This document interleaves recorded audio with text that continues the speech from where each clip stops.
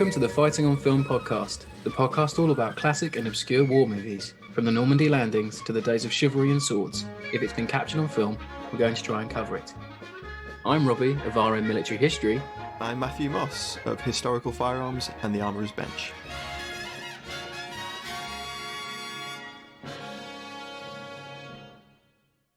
Hello, welcome back to Fighting on Film. Now, this week, ahead of Ridley Scott's Napoleon, which is released later this month, we are heading back to the very start of his directorial debut with 1977's The Duellists. Yes, with Napoleon coming up soon, we thought, what else can we do out of all of the Napoleonic war films that are out there? And then it occurred to us, of course, Ridley Scott's debut. It's Napoleonic epic of vignettes, and it's the perfect way to prime ourselves ready for Napoleon at the end of the month. I always really enjoyed the film, so I'm looking. I know this is the you hadn't seen it, so no. I'm looking forward to hearing what you think about it, because it's an interesting way of making a film about this period, because it shows very little of the period. But it really nails the mise-en-scène of all the little vignettes it actually creates. Yeah, it feels quite real, doesn't it? It feels quite true in its own interesting way. Maybe you should do cast this week, and then I'll do some production. So the film is led by the eponymous Duellists. Kieth Carradine plays Armand Dubert, who is a hussar lieutenant. He's one of the Carradine family. Known for Emperor of the North, Nashville in 1975, Welcome to LA in 76. He was Wild Bill Hickok in a 1995 Western biopic. He was also in lots of TV, including Deadwood and Dexter. And then our other lead is Harvey Keitel, who plays Gabriel Ferreau. And he's had an incredible career, including Taxi Driver, Welcome to LA as well. Wise Guys, Dear Gorbachev, Thelma and Louise, Bad Lieutenant, Reservoir Dogs, From Dusk Till Dawn, Pulp Fiction, U571, which we've covered on the show, The Grey Zone, the National Treasure movies, Inglourious Bastards, Moonrise Kingdom. He's even done a few Wes Anderson movies, Grand Budapest and Isle of Dogs. Recently, he was also in The Irishman. So he's had an incredibly varied career. He was in the direct as Winston, as his character from Pulp Fiction, wasn't it? Yeah. And then another notable name that is only in it for one scene is Albert Finney, who plays Joseph Foch, who is the Minister of Police for the restored monarchy. And he has a single scene, and he was apparently paid with a case of champagne for that one scene. Rada Grad, 4-time Oscar nom, played Churchill in The Gathering Storm in 2002. Less said about that, the better. That HBO series, that was a good one, I think. That was the good one. Yeah. It was the Brian Cox one that wasn't very good. Yes, I get them confused sometimes. Yeah. It was that glut of early 2000s Churchill things. Churchill, like biopics. Then we've got Edward Fox, who plays a Bonapartist colonel who kind of tries to recruit Dubert when Napoleon returns from exile during the 100 Days campaign. And he was in Oh, What a Lovely War, Battle of Britain, Day of the Jackal, A Bridge Too Far, of course, Soldier Keep of Orange. Your tanks on the move. Force 10 from Navarone in 1978, The Bounty, Wild Geese 2, Return from the River Kwai Harder. That's not what it's called, surely. And then we have Tom Conti as an army surgeon who's at the beginning of the film, who plays Dubert's friend. He was in The Fall of Eagles in 1974, Merry Christmas, Mr. Lawrence in 83, and he most recently played Albert Einstein in Christopher Nolan's Oppenheimer. And one thing I really like about his character is he plays the flute, and it becomes like a diegetic soundtrack, and that motif gets repeated throughout the film. Yeah, it's a really beautiful little piece as well. Then we've got Christina Rains as Adele, who's later Dubert's wife. She was also in Nashville with Carradine, and tons of film and TV. They were going out at the time, weren't they? That's why she's in it. Is that right? I didn't Yeah. I didn't read that. They were boyfriend and girlfriend at the time. So apparently that's why she's in the film. Casting is so much easier when you're going I out with know, someone. right? Right. Then we've got Alan Armstrong, who plays Duber's second for the first Duel, his friend. He was in Get Carter in 71, A Bridge Too Far, of course. We're in a bloody ammo dump. That's two. That's two Bridge Too Far quotes this week. Then we've got Patriot Games 1982, Braveheart 1995, and of course he was in lots of TV. New Tricks. Including New Tricks. Used to love it. Yeah. Meg Wynne Owen is Leonie, who's Duber's sister. Again, lots of TV and film. Alan Webb as Adele, Duber's uncle, wife's uncle. He was in The Cruel Sea as Admiral Maury Forbes. Wow. As an uncredited role. He was also in The Silent Enemy in 1958, and he was in Falstaff in 1965. We have a couple of other early career actors that went on to be quite recognizable UK character actors, including people like Hugh Fraser, who plays one of the officers in the background. He was in Firefox in 1982. He was Wellington in Sharp throughout most of the 90s. He was also in The Lost Battalion as a French general. And he was also Captain Hastings in all the ITV Poirot adaptations as well. Wow. Pete Postlethwaite as an orderly for, I think, Teleran. No way. When was he? I didn't even notice that. Yeah, when he's was he literally in the background, stood behind Teleran, and I think he says one line in the whole thing. Wow. But he was in Tumbledown, he was in Sharp as well, he was in Alien 3, Last of the Mohicans. So, and obviously they're just things that are loosely associated with the genre that we cover. Not to mention like all of these people have things done like that. Exactly. All these people have done so much more. Liz Smith, perhaps best known for being Nana in the Royal Family. She was also in Vicar of Dibley.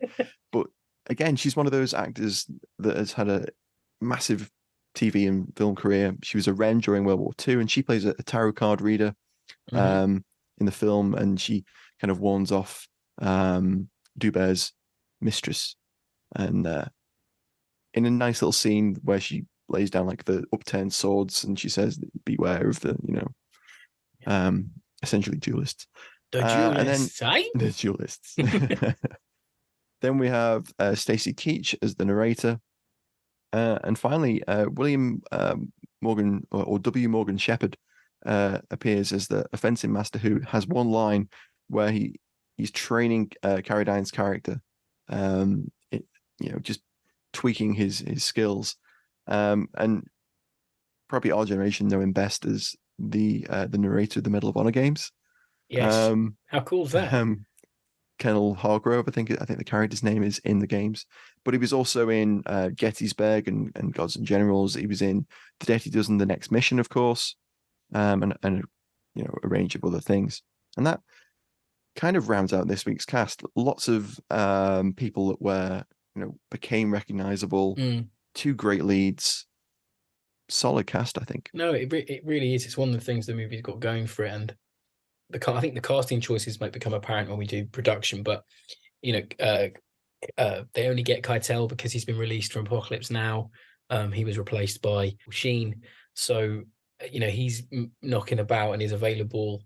So it's like a sort of everything falls into place for this one. I always wonder what an Apocalypse Now with Keitel would have been like. Yeah. Just out of interest, I know there's those rushes they did, and I think there's a few screen. Sheen's great. Oh, Sheen's brilliant. That would have been really interesting. Keitel's got this toughness to him that I wonder what would have brought that role. That Sheen didn't quite have that toughness. He had it in a different way. Yeah. A lot to talk about when we finally get round to Apocalypse Now, that's for sure. Crikey, when the hell are we going to do that? quick, Matt, we'll talk about popular movies. Quick, segue into production. Hello there, sorry to interrupt. I wanted to let you know that you can now join our supporting cast over on Patreon. As thanks for your support, you'll be able to help us pick films, submit questions for guests, have first pick on brand new and exclusive merch, and much more. Thank you for your support. Now back to the show. Directed by the aforementioned Ridley Scott, who cut his teeth in TV advertising in the UK, probably most notable for his 1973 Hovis advert Bike Round. which is the one where the lad's pushing a bike up quite a Oh, that famous one. street. Yeah. And it was voted the UK's most popular advert in 2006. Oh God, on one of those awful It was those 2000s, Channel 4 like top where they 100 put it on for like shows. 6 hours, and you'd be Yeah. sat there watching it and being like, "Why am I watching this?" And it'd just be like, professional rememberers going like, "Oh, I remember this. It was right good. Oh Like, do yes, you the remember this talking advert?" heads. Yeah, talking heads. I just bought a Ford Allegra at the time. That's not even the right name of the car. But I'll anyway. have some bread. No, Riley's Ridley? Riley's? Riley. Who's Riley? Sorry. Scott's credits, of course, include Alien, Blade Runner, Thelma and Louise, G.I. Jane, Gladiator, Black Hawk Down, The Last Duel, and of course, the upcoming Napoleon biopic called Napoleon on Apple TV. The guy is probably one of the greatest British directors of his generation. He's done so many huge movies. Love him or hate him. The film was produced by Dave Putnam, who listeners might remember. He produced Memphis Belle. He also produced Chariots of Fire and The Killing Fields, among others. And the movie itself is based on a 1908 short story by Joseph Conrad, another Apocalypse Now reference here, who wrote Hearts of Darkness, of course, the book that is Apocalypse Now is based off of. Keitel was like, if I'm not going to do one, I'm going to do the other. Yeah, exactly. Yeah, must have been weird going from being in one Conrad adaptation to being in a more straight Conrad adaptation. That must have been maybe that's why he took it. I couldn't find anything solid on that. No. But the story itself first appeared in the Pall Mall magazine, and it was chosen by Scott as it was a public domain piece because at the time Scott's a relatively unknown director in terms of features, at least. And it had a screenplay that had already been written by Gerald Vaughan Hughes, which is his biggest writing credit. He worked on TV dramas in the 70s, like Play for Today, ITV Playhouse, things like that. Consummate drama writer. And Scott purchased the script and approached Paramount Pictures to make the movie. And eventually he got them to agree to, now I can't find an actual figure. Some places say this one, some places say that one. So it's from $900,000 to $1.5 million, but it's still an absolute micro budget in terms of even a feature. Even for the late 70s, that's minuscule. Yeah. So Ridley was given quite free rein, apparently, in terms of, set design, things like that, cinematographer, his staff. He was given quite a lot of free rein, but he was given a list of actors that he could choose from. So getting Keitel and Carradine it wasn't necessarily his choices, but they were from a list. And there's no box office take, but we can assume this one's gone on to be successful because of the career Scott's had and the fact that it won awards. So it was the winner of two 1977 Cannes Film Award awards, one for Best Director, Best Debut Feature for Scott, and it almost won the Palme d'Or, the best film at the Cannes, but it was only nominated. It won a David D. Donatello Award for Best Foreign Director, and it was nominated for two 1979 BAFTAs, including Best Cinematography and Best Costume Design. I can definitely get behind those, yeah. Yeah, exactly. And apparently Scott even had to, harkening back to the budget issues, Scott had to pay for some of the pre-production expenses from his own pocket and later being reimbursed when the film was made.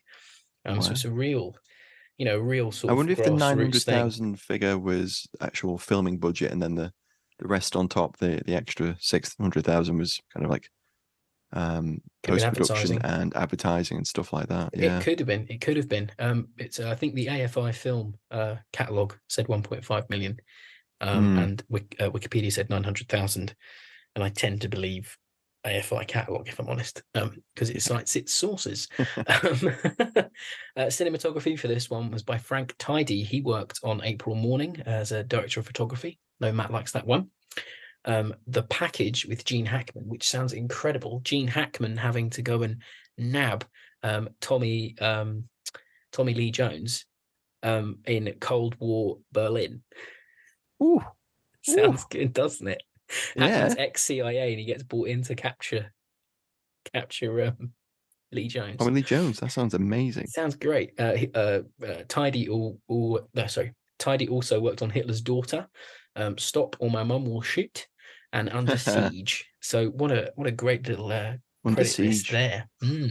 So the film's look was heavily inspired by Stanley Kubrick's Barry Lyndon, and it invokes the paintings of the time. You get these lovely little static shots that will zoom back out, and it could feel like it's a contemporary painting. It's beautifully shot. Yeah, of course, because a lot of the cinematography and set design for Kubrick's movie was influenced by contemporary paintings of the 18th century. So I can definitely see where Scott's gone for that exact same element with the 19th century, because right at the very end of the film, we've got to mention it now because we're talking about it, but right at the end of the film, there's a shot of Keitel over the shoulder where he's looking out over a valley, which is a beautiful landscape shot. And that is so heavily influenced by all those paintings of mid 19th century paintings of Napoleon wistfully on the Isle of Elba. It's great. It's just like it evokes so much. Like I'm sure we'll talk about the ending again, but like spoiler alert, Keitel is just dejected. Like living for him is worse than death, and Carradine knows it. And I love that's his punishment. I love that you gotta live in a world you hate. Absolutely. A country, it's just perfect. Looking over that river as the sun breaks through the clouds, it's just a beautiful shot. Yeah, reminds me of that shot in The Gathering Storm, actually, where Finney's looking out over England, a little bit like that. Oh yeah. Just evokes it a little bit there. And the music for The Duellists was composed by English composer Howard Blake, who also worked on the soundtracks of The Snowman and Flash Gordon. So some great talent, and the music's interesting. It does a lot of mood setting. There's not a lot of music, but when it's there, it's very much the scene needs it. So if it's a happy thing, it's a happy. If it's sad, it's sad. It's a real mood evoker. I think the soundtrack, to want of a better phrase. And this is a great fact, Matt. And I didn't know this until Matt told me, because he knew I was on production this week. And I was jumping. I was like, oh my God, this is amazing. So the film's historical advisor was the late, great Richard Holmes, most loved here at FOF HQ for his groundbreaking series, War Walks, from the mid-90s.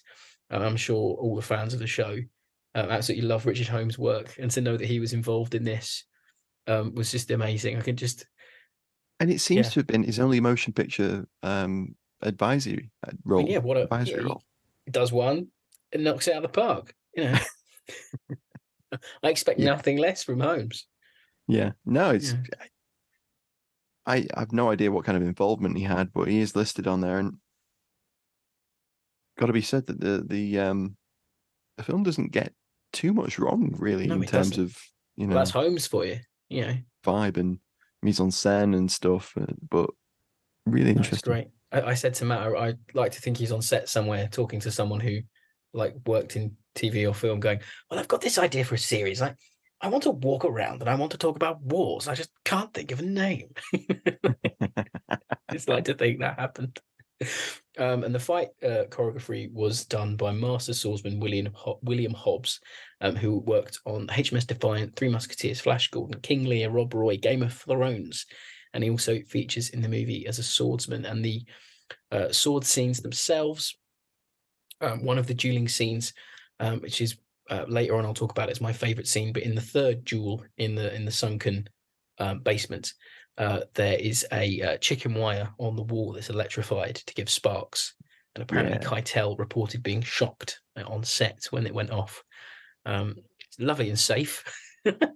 That just nods to that ad hoc, small budget production. Yeah, it really does. Improvising that kind of effect just to create, because that scene's really, really claustrophobic and really brutal. And we'll not talk anymore about it because it's your favorite scene. No, it's fine. But it's just fantastic.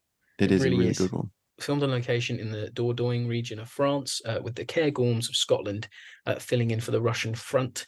And the final duel was filmed at the Chateau de Commarque in the Dordogne. I read that none of it was shot in studio and it was all shot on location. Don't think it was. Nothing was built for it. No, I don't think it was. I think that's maybe another budgetary restraint. You don't have the funds available to shoot on a soundstage. Doesn't that make it better for it? It really does. Yeah. There's a number of scenes, like when they're in the cafe and there's people outside milling around, and one of Thoreau's seconds sort of walks down the street, and the table's littered with whatever lunch they've just eaten. They're chatting away. Just it's got a dinge to it, and it's yes, it does, and it's yeah, really nicely lit, really beautifully framed. There's a load of shots in all of the vignettes that are just like that, really nicely framed, great depth of field. Oh, it's beautiful. Like I think it's one of Scott's most beautifully shot films. I really do think it's possibly one of his best. Possibly is his best for me. Having watched it in terms of everything coming together. To me too. Yeah. Yeah. We'll talk about more of that at the end. Does come together really well. It really does. And so we have a retro review for you this week from David Hughes of Empire Magazine from January 2000, ahead of the DVD release. Remember those? They were good, weren't they? And he says, heavily influenced by Kubrick's Barry Lyndon, the film is loosely inspired by Joseph Conrad's short story, The Duel. Kieth, Carradine, and Harvey Keitel are officers in Napoleon's army who confront each other in a series of increasingly violent duels, which begin with a minor incident but escalate over the course of 30 years into an all-consuming passion that rules and ultimately ruins the lives of both men. I think it was 15 years, Mr. Yeah, I don't think it was quite Mr. 30. I think Reviewer. perhaps he was getting confused with the actual two gentlemen that it was based on, and their 30 duels. Perhaps he'd done his research, but maybe. Mistyped. The story, anyway, in an all-consuming passion that rules and ultimately ruins the lives of both men. The story sounds flimsy, but the richness of Scott's visuals and the excellent performances of Finney, Edward Fox, Tom Conti, and Robert Stevens are among the supporting cast, and depth of the themes, masculine pride, and obsession masquerading as honor combine to make the movie a masterpiece. It's pretty good, yeah. Snappy, it's good. That's why I like Empire Magazine. That's on the money. They wrote them in podcast format. They just didn't know. That's why I like using Empire. They wrote them for you to read. Yeah, exactly. Yeah. So we have the one-word review again, and we had 97 responses, a bunch of retweets, nearly 250 likes. Thanks, guys. We absolutely love the engagement. We love hearing what you think about the movies way before me and Matt sit down to record. It's always lovely to see. So in no particular order, Brian Williams goes with Hussars. Adam Christian says apology. AD Bond says sharp. Alex Patterson goes with, and it's long, but I like it, the scene where you see a girl herding geese down the road through the window. I fully believe I'm looking at a real moment. Kenton White goes with the best film ever made. I've been writing about a French officer. I'm writing about the French officer one of the characters was based on. Would love to know more, Kenton. Aaron Matter goes with outstanding. Marcus Cribb goes with swashbuckling. Ian McKellen, Sabres. Alan Taylor, awesome. Tom Fox goes pistols. We have Martin Collins, tight pants. And we'll end with Tony Wilshire, who goes with sublime. I did see a couple of people that mentioned overblown as well, and I think we might talk about that later on. What's that? Let me quickly scroll through. Let me find the naysayers. No, I'm joking. Yeah, but I think generally speaking, it's well regarded and people enjoy the film. But I can also see where you might criticize it for being a little bit overblown. If you aren't someone that can sit through Keith Carradine getting bullied for an hour and 40. Yeah. If you aren't really interested in the concept of honor and the weird masculine attachments that comes with, then it definitely would not be the film for you. If the pomp and circumstance is too much for you, I can definitely see why you wouldn't enjoy it. But that's why I like it, because I just think it's mad that these guys, Carradine's essentially like, come with me, and Keitel's like, no, I want to fight you. And it's like, that's the whole movie. Like, I do sometimes love a plot that basic. Oh no, totally. The moral of the story is A, don't shoot the messenger, and B, never volunteer for anything. True. That's it, isn't it? It's like, don't volunteer, don't shoot the messenger. Yeah. And both men are guilty of either one. It's great. Yeah. I love that. So maybe moving on to the Alley Tally this week. It's time for Alley Tally on Fighting on Film.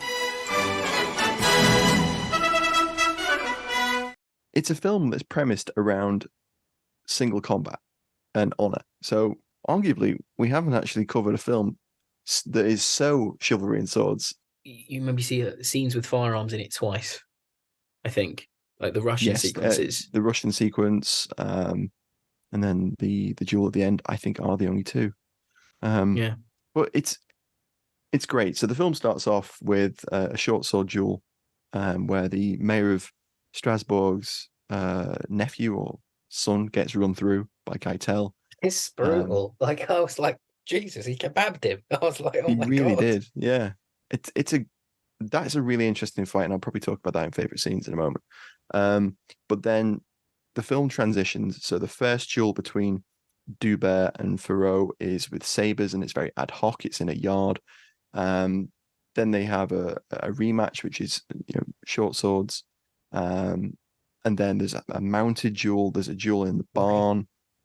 They effectively joust with swords, don't they? Effectively, they do, and it's a tribute to the cavalry. And then there's that sequence where they're about to have a pistol duel on the steppes of Russia, but the Cossacks intervene, and that gets postponed for about 5 years. And then they have a really interesting. It's not the classic two chaps at 20 paces from each other firing pistols. It's in open country, and they kind of move around an abandoned chateau. It's like a Vietnam War style, like cat and mouse, don't they? They do. There's a great little shot where Dubert walks in front of the camera in the foreground, and right in the background, like Keitel's character Ferrot kind of skips across a. Is it bad that in bridge. that sequence I can just see like an AD or someone behind the shot going, now, turn now. And then Carradine turns and looks like, oh, I've missed him. Oh no. Oh, I love it. Yeah, it's great. I love that scene. That it's really tense, and it feels way longer than it is. Yeah, that's very true. It's very tense. The film does a really great job throughout of building that tension, I think, especially and during the mounted sequence. Yeah, and you're still not sure who's going to win, because it's not like. And one thing I did enjoy about the movie, obviously, I haven't read the original story, but I like how, as a viewer, Carradine kind of wins, then Keitel kind of wins, but it's not winning. Yeah. It's just getting away with the duel. It's not winning. So you do build to quite a tension. You don't know. Obviously, as a viewer, we know who we're meant to be rooting for. We're meant to be rooting for Carradine because he's got way more skin in the game as a character. But you don't necessarily think he will. It undermines that trope of setting up a character with so much to lose, new wife, new family. You think, oh God, Dubert's going to get it. But it kind of switches back, and it's a really interesting ending, which we'll talk about in a moment. But just to get back to the alley tally. Of course. Interestingly, all of the swords used in the film, the sabers, as I should say, are pattern 1796, like cavalry sabers, which is actually, that's a British pattern of like cavalry saber rather than French. So the French will be using, I think it's year 9, like cavalry sabers, which have got more of a, I think it's a 3-bar hilt that's bronze. Mon Dieu.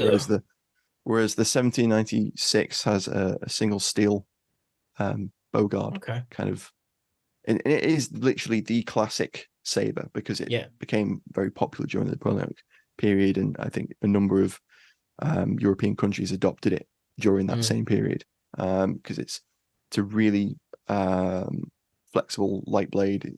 For what it is, it can also chop a little bit. It's a very good slasher.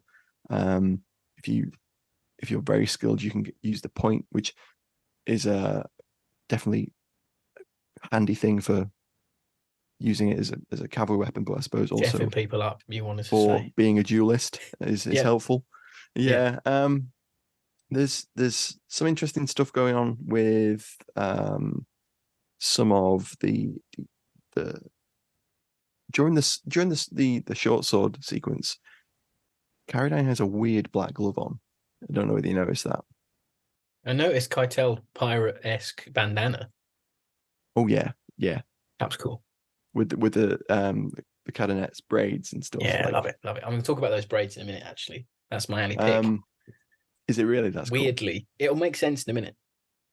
So, as I was going to say, there's that unusual like black glove in where Carradine's character kind of they offer up to each other, and he has this glove on, but you don't really know why he's got that on because you never really see that in any other any of the manuscripts on fencing and that kind of thing. So that must have been just something that Hobbs decided to throw in as a Perhaps, to differentiate the two characters from each other.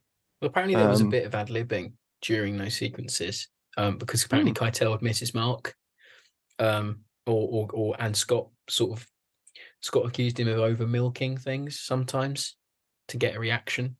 So apparently some bits in those sequences aren't 100% choreographed.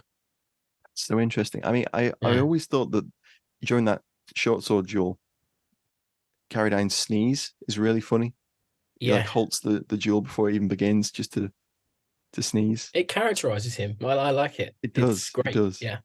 He's supposed to be the foppish dandy, whereas Keitel's more of a a brute, like a rugged, rugged brute, career soldier, rugged guy. Yeah. Very much ascribed to the Republic and Bonapartism. Whereas, without a doubt, he's a Bonaparte enjoyer. He is. Whereas I think Carradine's character is just more go with the flow, because there's that great sequence later on where they're like at his wedding dinner, and the uncle says, "You're come now. You're a royalist now." Yeah. And he's reluctant to really go in on Bonaparte because he knows that these things can flip and change so quickly. Yeah, he just wants to get on with his life. Yeah. He does, yeah. So that's I think that actually. Sorry, go on. If you got more, go on, carry on.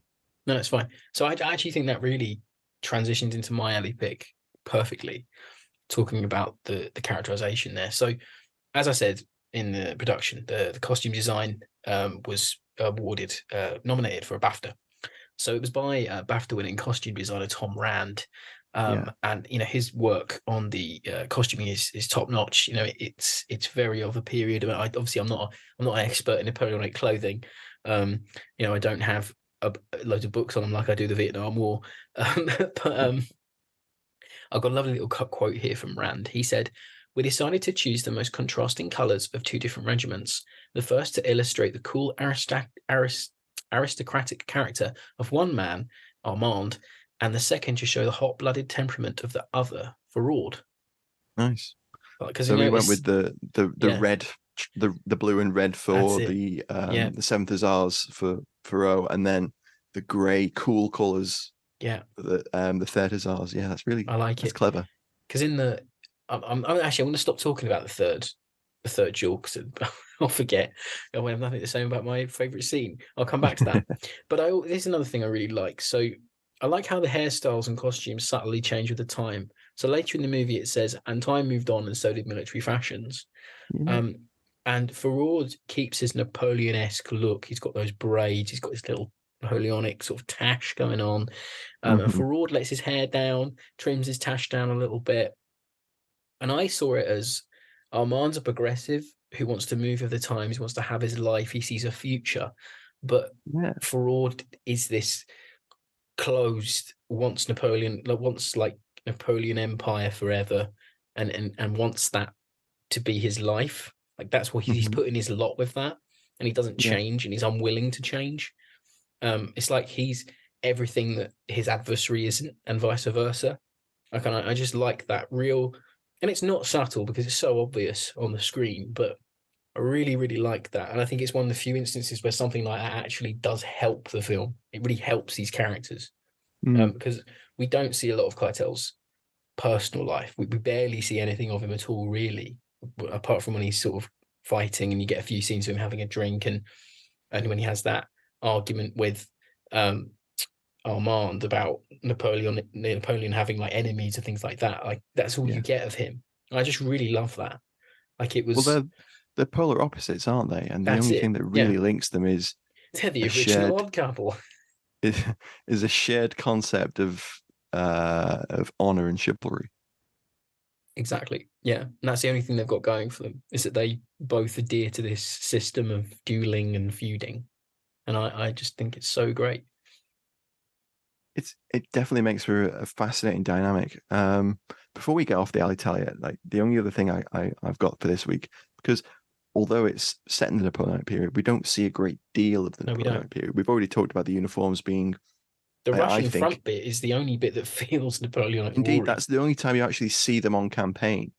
And in that you get, a few cannons are being kind of pushed along the road, and everyone's frozen and covered in frost. It's Brown Bess muskets, I think They have. are. I was about to mention those. So they should really be Charleville French muskets, but because it was filmed in England, England, Scotland, they probably only had Brown Besses available. Yeah, probably from like a local museum or something that they've rented. Yeah, who knows, Bapty or something like that. But they're covered in frost anyway, so you can't. Yeah, really it's tell. fine. Nothing about this movie is inherently wrong that I can see. No. Again, the mise en scène for the film is very much on point. It really is. That Russian sequence actually is one of my favorites. So maybe we should move on to favorite scenes and chat about that. Yeah, let's hop into favorite scenes.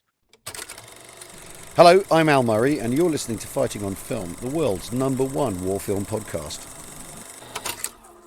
So I'll go first because Matt's been talking about the whole bloody pod. I've got a bit Michael Caine there. The whole bloody pod. Now he's Australian. Okay. And you're only meant to talk about the favourite scenes, Matthew, in the favourite scene section. That was shocking. Sorry, sir, Michael Caine. That's quite possibly your worst Caine yet. They get progressively worse. I love it. So, my favourite scene is that third duel. So, as we mentioned, Scott is shooting it on a handheld camera in this vaulted barn, this sunken barn basement, and they only have 45 minutes of light left on the shoot. And because of the money constraints and everything else going on, he has to get it. So they go for it. And essentially what you see is that handheld sequence. He's like, hook up the batteries on the chicken wire. We need to shoot this. Get that fucking chicken wire going. Shock Harvey again. We need to get it done. And I love it because it's just so visceral. You feel every hit of those sabres, every thud, every punch, every bit of you feel spittle coming out of their mouth, like when they're goading each other. It's so good. The bit where he flays off a bit of Armand's back as well is really the gore in this is just so well done.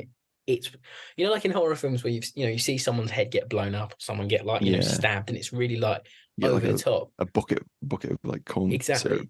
Like this, something feels painful to look at. Yeah. Like it's like when he gets chibbed in the horse bit. Is that the technical term? Chibbed, yeah. Chibbed. Sorry. When he gets sliced, what don't we say? Like, I've never stabbed someone. There you go, stab. When he gets stabbed in the head, Keitel, like that bleed. Yeah. Like it just looks so painful. There's something about it. I think that's another thing the movie does so well. Well, all of the wounds, like throughout the film, you do feel them.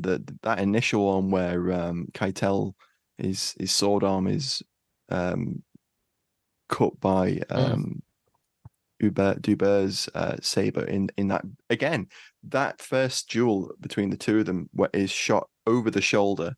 Yeah. Ridley Scott apparently took the camera himself because he was used to doing that on commercial work, and was moving around and getting all these great shots, and it feels very claustrophobic, very dynamic, and it works so well, and it's exactly the same sort of thing in that. And that's why I love it. It's so visceral. It's up close and personal. I've got it down here as it feels like half sword fight, half pub car park brawl. Like it just goes into sort of it. Have you ever seen Rob Roy? No, I haven't. Liam Neeson. No. So I mean, obviously, Hobbs did the choreography, the sword choreography for that as well. And there's a final duel in that. I won't give you any spoilers, Rob, because I think you'd actually quite like that film. Probably will.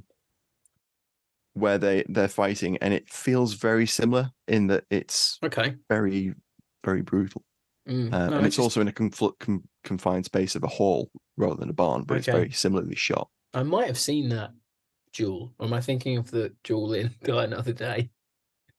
It might be maybe. Was Liam Neeson in that scene? No, he wasn't. No. Yeah, probably Die Another Day. No, It was Maggie Smith's daughter, the son. Wasn't he in that one? Maggie Smith's son? Yes, in he that was. film? Yeah. That's he it. is, Yeah. Anyway, quite quick, claw the podcast back. But again, in that scene, the lighting, the setting, it's just beautiful. Like you've got onlookers, so I really like people sort of goading for the little blood. boys in the window Really watching, great. going, have they killed each other? Because they Yeah. kind of collapse at the end, don't they? Yeah, the sun rays through the people as well. Like Yeah. it's so great. Like in the sort of ranking of duels in the movie, I'm not going to do it because it's unfair, but like that third duel, I really felt then I was like, right, there's Probably no going 100 back. YouTube videos ranking duels probably already. Yeah.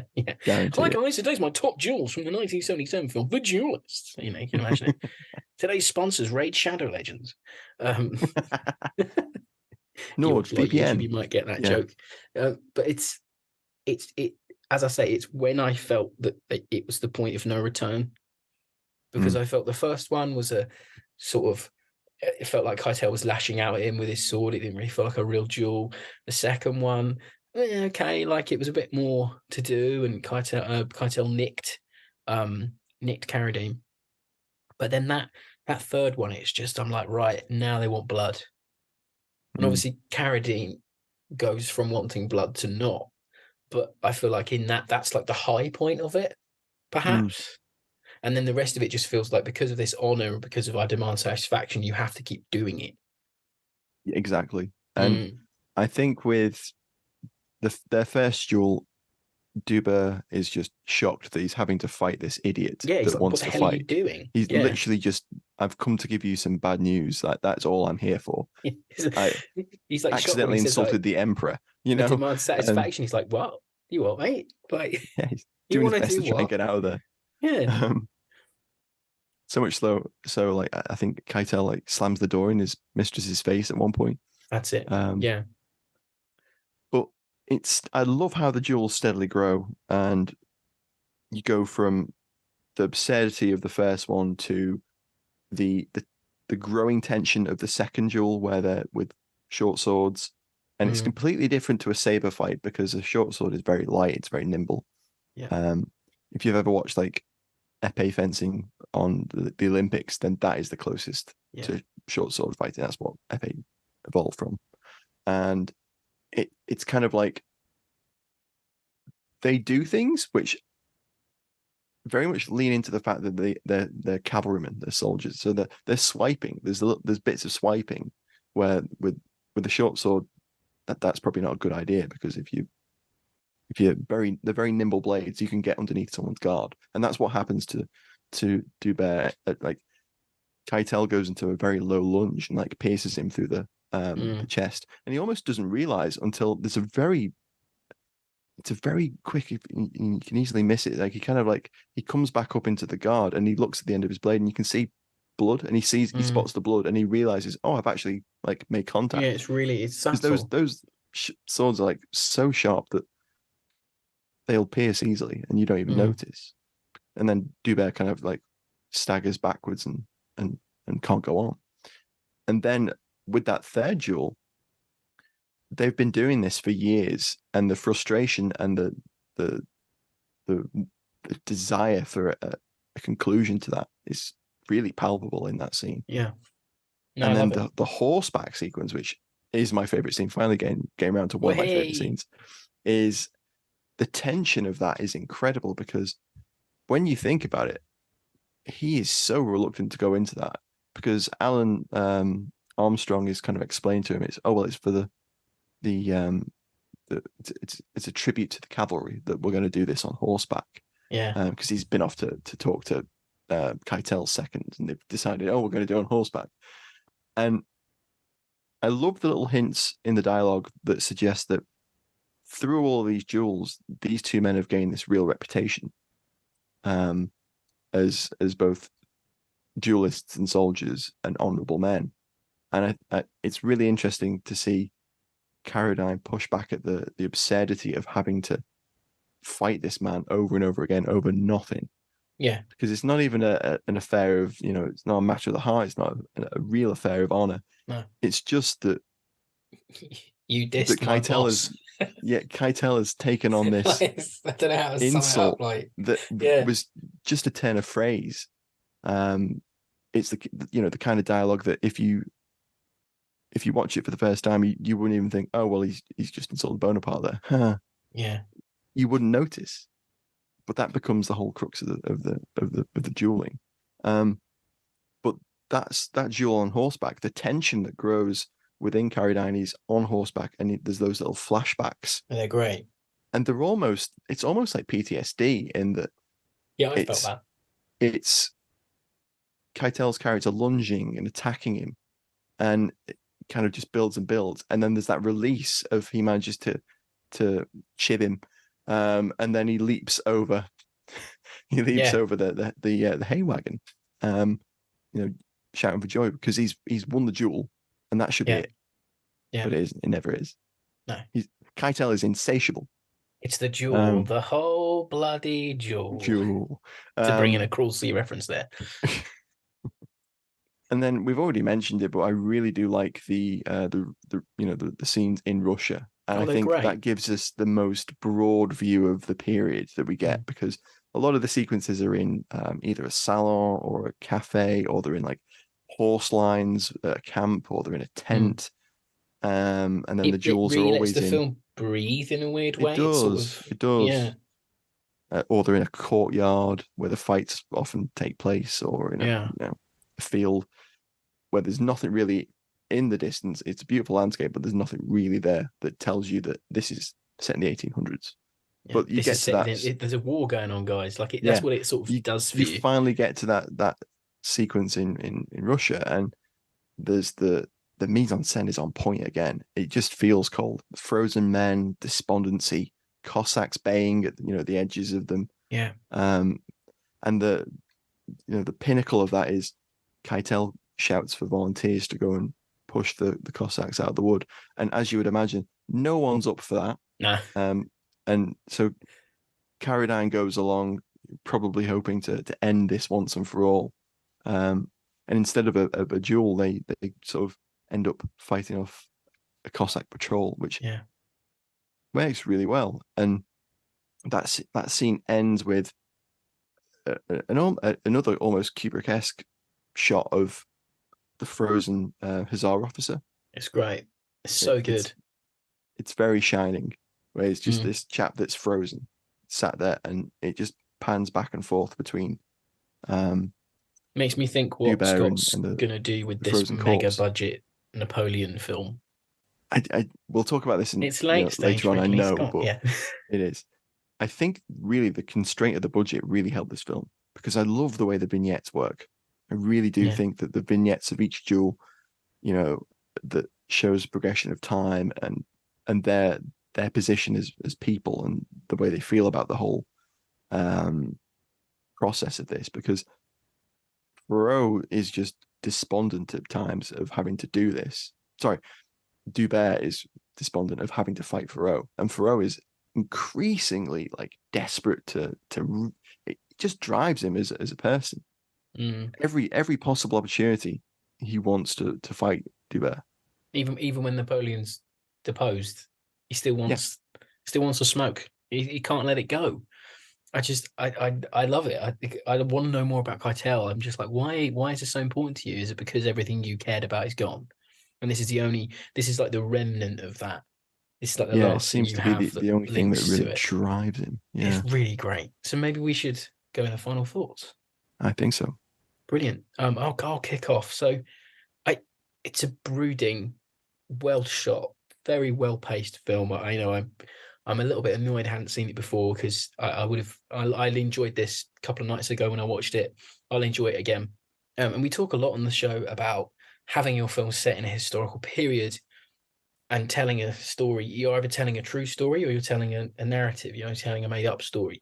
And I think this is one of the benchmarks when it comes to setting your film in a historical period, but making a fictional story work. It really does feel like it's in the background of the Napoleonic Wars. I feel like Sharp could turn up at any moment's notice. Like it's like that. It just feels so true. It feels so captures it, doesn't it? Dyed in the wool. Yeah, it really captures something.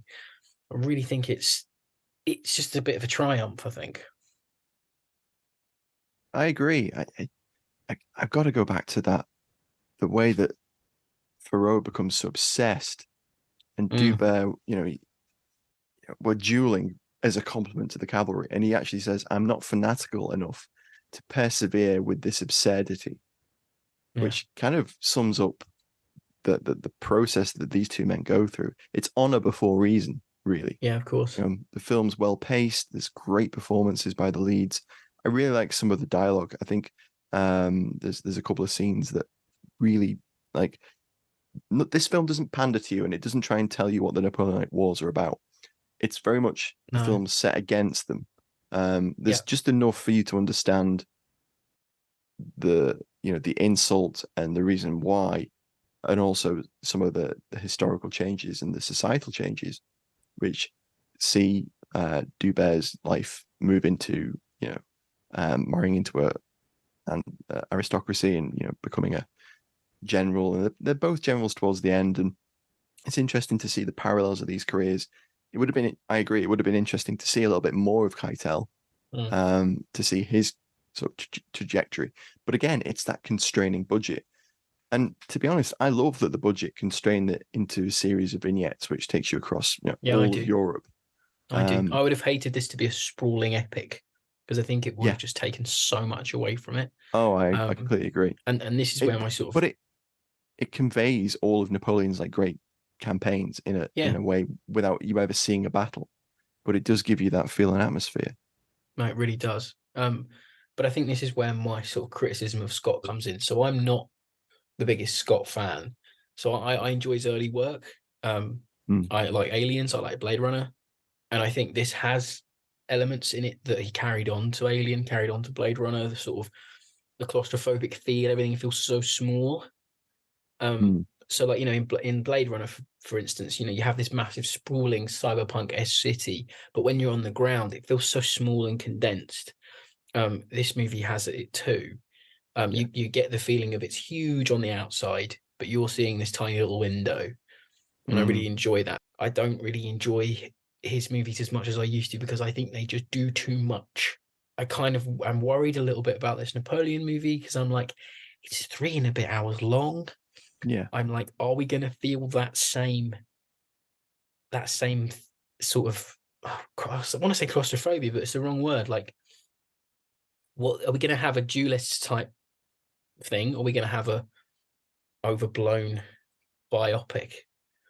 And no, I think it's going to definitely be on the side of epic in the vein of Gladiator and Kingdom of Heaven and that kind of thing. It's going to be big. It's going to be there's going to be a lot of spectacle to it, I hope.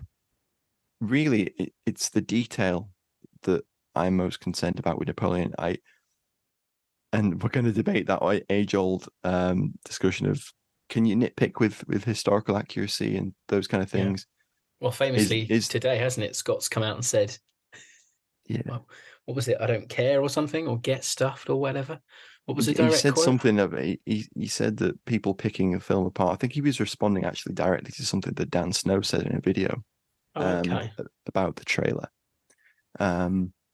So it's going to be interesting to see it, and it's going to be interesting to see where Napoleon sits within our typical criteria of, is it a good film? Can we forgive historical accuracy issues? Yeah. Are the historical accuracy issues actually there? Are they something that we should be worried about? Because that's what this film don't appear to be in the Duelist. No, that's what this film does. It could be, they could be wearing hoodies for all I care, but the movie is very good. The story is compelling enough. So much so that when I was watching it, I was texting Matt at the time, and I said, you could remake this with football hooligans. And you could put the story into another context, certainly. Yeah, exactly. The fight, the honor, the sort of, there's lots of themes there that are still quite relevant today. I think you could definitely have something else with this story. But as I say, it's a masterclass in using your budget. It's a masterclass in getting a lot of good performances out of your actors. It's just really compelling. I think that's the word for me. It was very compelling. I wanted to know what happened to these people. I was really excited to get to the end. I never felt like it lulled. No, pacing's that's quite great. rare for a movie with me. Yeah, the pacing's perfect. And as I say, what a great whistle wetter for Napoleon later on in the month. Absolutely. And I hope everyone listening will join us towards the end of November for our episode taking stock I think we're and hitting it a discussing week Napoleon. after release, aren't we? Because I think so. I think it's going to be the episode of the 29th of November. That's it. Yeah. So, Matt, anything more before we do the outro? Nope. No. Well, that was 1977's The Duelist. I hope you enjoyed our musings on it there. It's out there on DVD. It's out there to find. Hope you go and enjoy it if you haven't Prime, seen it, etc. Yeah, it's on Prime Video to rent. Yeah, do join us again for more war movie reviews. And as always, you can catch up with the entirety of the back catalogue on fightingonfilm.com. And we'll catch you again next week. Thanks for listening, everyone. Bye. Bye bye. I demand satisfaction.